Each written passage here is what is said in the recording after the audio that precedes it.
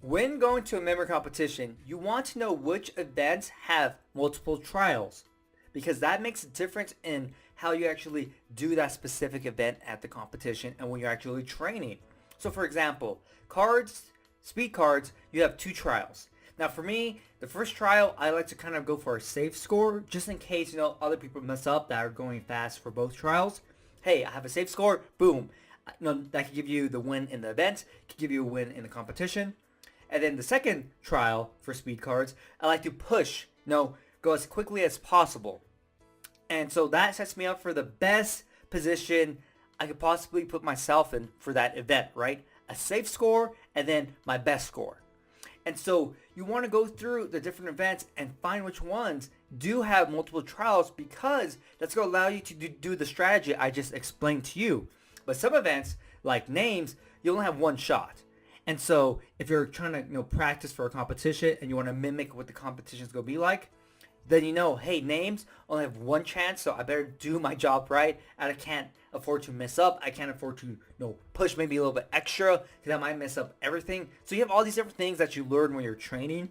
And so all those things come into play. Spoken numbers, you have multiple trials.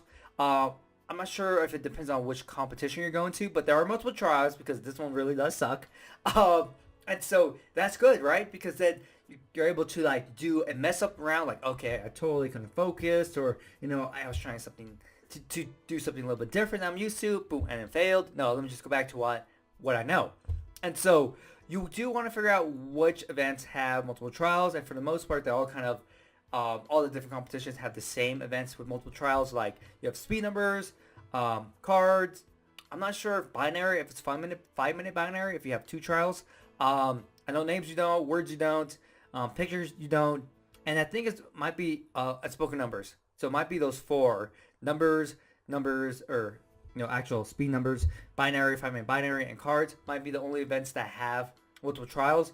But you do want to make sure when you're going to a competition that you're signing up for, because you do want to train like that and know, because you can set up your own strategy. Like, hey, maybe I want to push really quickly for the first trial.